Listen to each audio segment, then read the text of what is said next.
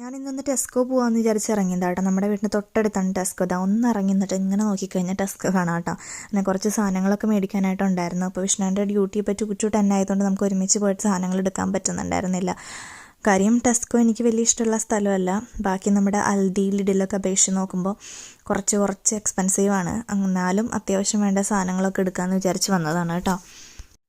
അങ്ങനെ നോക്കി ഞാൻ ഈ ടോട്ടലിൽ എടുത്തിട്ടുണ്ടായിരുന്നു. പിന്നെ ഈ ക്രസൻ്റ് എടുത്തിട്ടുണ്ടായിരുന്നു. പിന്നെ ഇതൊന്നും എടുത്തിട്ടില്ല കേട്ടോ. ഇതൊക്കെ ഇവിടെ ഏത് മാടക്കടയിൽ നോക്കിയാലും കിട്ടുന്ന സാധനങ്ങളാണ്. ഞാൻ ജസ്റ്റ് അതിൻ്റെ ഒരു വീഡിയോ എടുത്ത് നിങ്ങളെ കാണിക്കാൻ വേണ്ടി എടുത്തു എന്നുള്ളൂ കേട്ടോ. ഇതിൽ നിന്നൊന്നും നമ്മൾ മേടിച്ചിട്ടില്ല.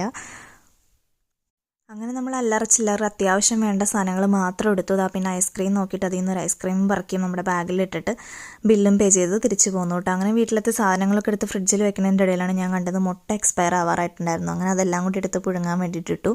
എന്നിട്ട് മേലെ ചെന്ന് ഇന്ന് വാങ്ങിച്ച ഐസ്ക്രീം കഴിച്ച് ഇന്നത്തെ ഇടയിൽ അങ്ങനെ തീർന്നു.